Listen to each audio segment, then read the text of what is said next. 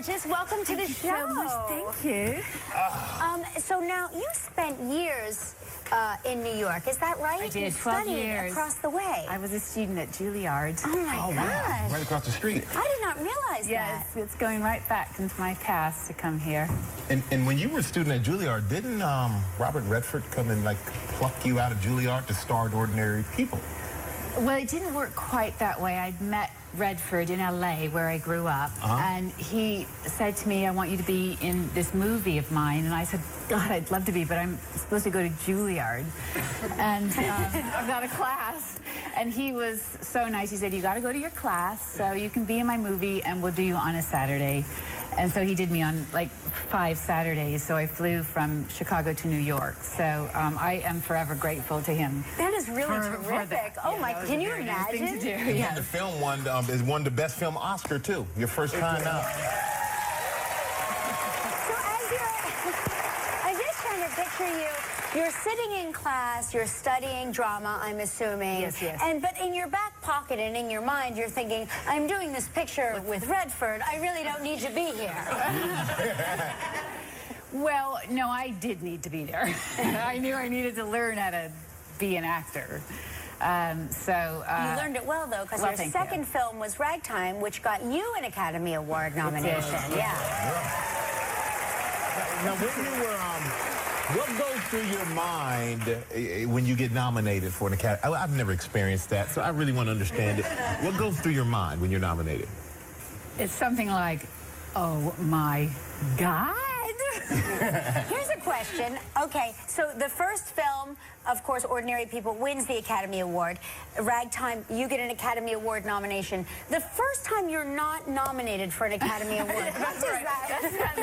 That's the trouble. Right, yeah. You're like, wait a minute. It's like every other year is a little bit of a come down. Right. But you're very talented, not only as an actress, but you perform in a band. I do, yeah. Sadie and the Hothead. I do, yeah. Yeah. Are you Sadie or a hothead? I'm Sadie. You're Sadie. Oh, that's good. Now, what does the name mean, though? How did you come up with the name? Well, when I first started singing, I was so afraid that I thought, I've just got to create a character and be that character. And that character is someone who can sing. Right. So I thought, I'm going to be that character. And then I thought, well, I play with this group of musicians who are the most self-effacing, nice, humble people, and they need a character, too, to go on stage and be a little bit wild. So I said, you guys are the hotheads. So we became Sadie and the Hotheads. That's so cool. Now, New Year's is coming up, and I'm just curious, are you going to spend New Year's here where you've lived for 12 years, or are you going back to London? Well, we've had, it's a very complicated, it should be an easy question to answer. The first answer would have been, like about 15 minutes ago, that I'm going to spend it with my sister who lives outside Boston. But then we got a call and they said, do you want to be on the Downton Abbey float in the Rose Parade? The whatever. Wow, yeah, that's amazing. And so I said, well, yeah, that is like something that you just got to do. If, yes, of course, So, yes. We're going to bring the whole family, and we're gonna just go to the Rose Parade. That's great. Yeah. It'll be You got so your beautiful. wave. You got your wave Yeah, together? well, that's right. It's like I haven't lived in England for 22 years. No, she goes like that. Is that how she does it? She goes like that. Yeah. Really? It's good. May I make a suggestion? Yeah. I think on New Year's Eve you should wear this blouse because it is so gorgeous and festive, and I love it so much. And if you're not going to wear it, may I borrow it?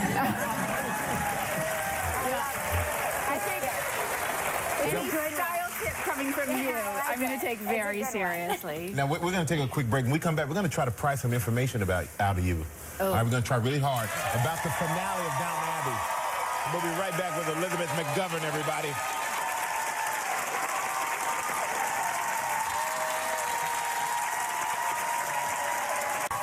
We're back with Elizabeth McGovern, of course, star of Downton Abbey, which is in its 6th and final season. We can't get the words out. We're not happy about it. Will we, as viewers, be satisfied? I think you will.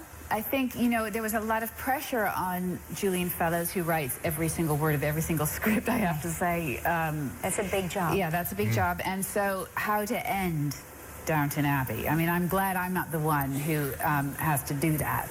And what he's done, I think, is he's given the audience a chance to say goodbye to each one of their favorite characters, and that's how he's wrapped it up. And I think the audience will enjoy it.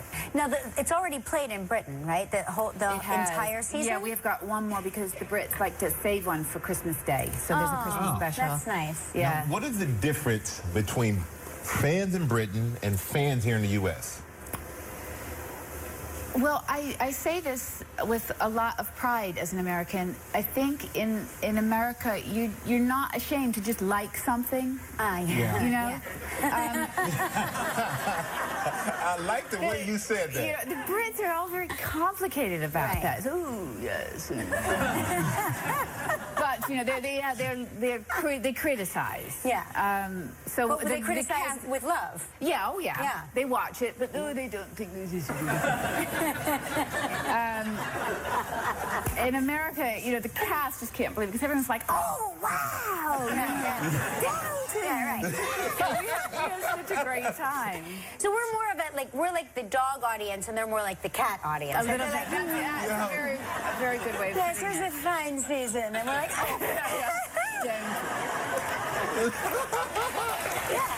that's good. I get that. Now, for 6 seasons, you played opposite Hugh Bonneville, who played Robert Crawley. And what was your last scene together like? Was it emotional? Did you get sad? Because, you know, that's it. Well, our last scene was, it was actually, I was in floods of tears. Hugh is English. Mm-hmm. You got to understand that. Right. His emotions aren't on the surface quite as much. I've come to accept that. So I was, and he was, you know.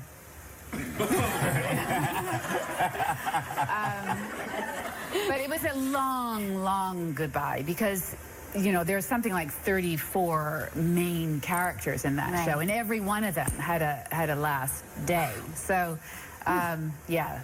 That's a very long. I can't wait. I'm so excited. I mean, I'm actually devastated and excited.